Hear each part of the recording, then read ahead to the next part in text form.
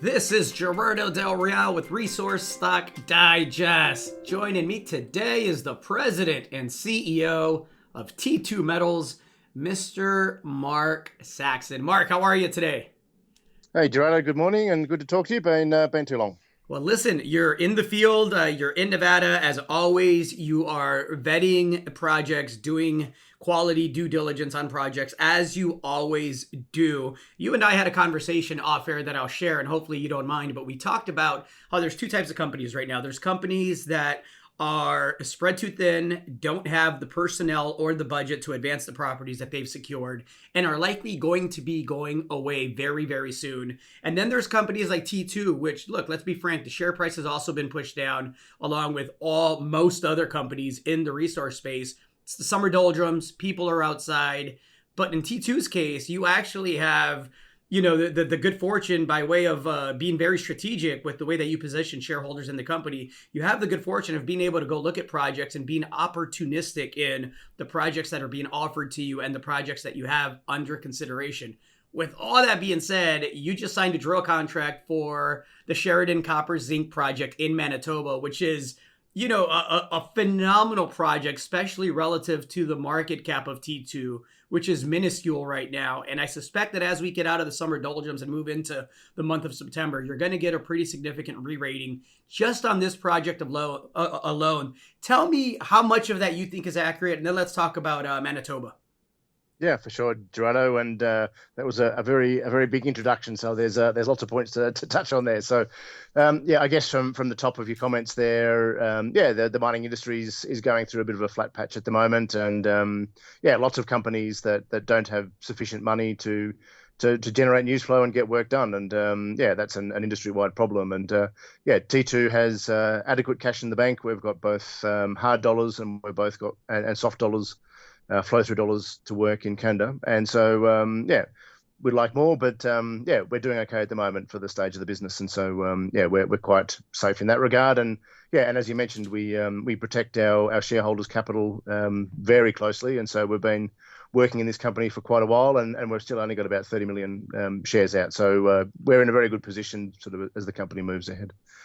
So yeah, as you said, I'm sitting here in Nevada, in Ely, in the north of Nevada, looking at some new projects, and we've been kicking around for a couple of weeks looking at new ideas here. There's lots and lots of projects that are coming up from companies that are a bit underfunded, and yeah, makes it a really exciting time in the market for those of us that have got ideas and a little bit of money to get out and do deals.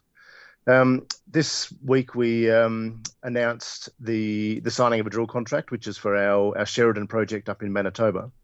And the Sheridan project sits in the Flin Flon camp, which is one of those the VHMS camps or district, which is a world-class district with major deposits, small deposits, and everything in between. And yeah, a really good place to be. And so it's where we're focusing for our next drill program, which we're thinking will be yeah, a month or 6 weeks away. So drill contract is now in place with the local operator out of Flin Flon. And yeah, about a month ago we signed the exploration agreement with the local Cree community, which yeah is a major step forward as well. That really puts us in a position to have a long-term partnership in the Sheridan district. So lots going on, and yeah, we'll have rigs turning soon and cash in the bank to make that happen. It's going to be a very, very active second half of the year for T2. Can you just touch on that, outside of Manitoba, which again, I'm excited for the drill program. This is an area that I think you got geologically a very, very good handle on. And I think, think and hope, obviously, that results bear that out pretty quickly once the drills start turning. But outside of Manitoba, can we talk about some of, the other projects that you have? And then let's talk about the projects that you're looking at. Yeah, for sure. And I guess yeah, Manitoba is currently the flagship. And in the press release of this week, I shared a few of the past drill results from the project and the places that we'll be going back to and drilling in this next program to look for extensions. So, for example, at the Cold Lake project in Manitoba, which has a small resource calculated and was being pushed ahead by Hudbay as a near mine opportunity. So that's got an interval there of 17.3 meters at 2.7% copper and 4.1% zinc, which, yeah, and also 2.6 grams per ton of gold. very typical VHMS number, but those are great numbers in terms of the economics, and that's only 60 meters from surface. So the project really has a whole bunch of heroes and highlights there that we can get in and we can follow up at very low cost and close to surface. And we're only 2 or 3 kilometers from the village of Sheridan.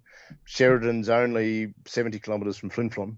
And really easy project to operate and relatively low cost in sort of that northern communities kind of sense for Canada. So that's obviously the flagship.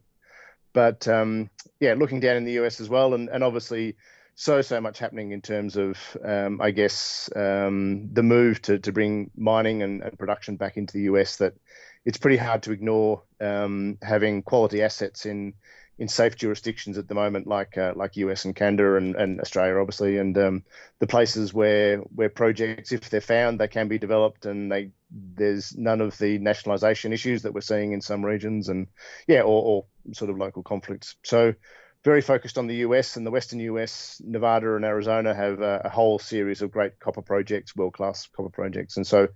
In Arizona, we've got the Cora Copper Project, which is a drill-ready porphyry target with some great past intersections.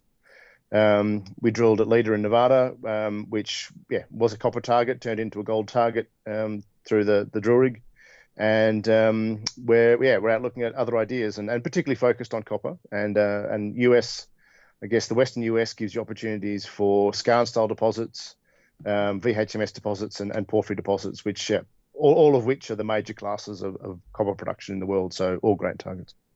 No, listen, a lot of great catalysts to be excited about in the second half. I know people are outside. I know people aren't following the markets as close as you and I do, but I think a lot of the value proposition is being created now, and will kind of flesh itself out here over the next several quarters. Mark, thank you as always for the update. Anything else to add to that? No, I think mining markets, metal markets are cycles, and it takes a bit of grey hair or a bald head to be able to realise that cycles come and go, and we're at a low point in a cycle, which means the only way is up, because I think we both agree we're not going to zero. So the only way is up for the industry as a whole. So we will see more funding coming in, and once some political issues in the US kind of stabilise and currency issues, I think we'll see a whole lot of money coming back into our industry, which we need as a whole. So I'm very happy to be part of that. Well, looking forward to catching up again, and definitely looking forward to drilling in the second half of this year. Thanks again, Mark. Thanks, Gerardo. Chat soon. Yeah, bye. Cheers. Hey everybody, Gerardo Del Real here. If you're enjoying the content that you just saw, you can let us know in 3 simple steps. Hit the like button, hit the subscribe button, and please share across your network and on social media. Take care, everybody.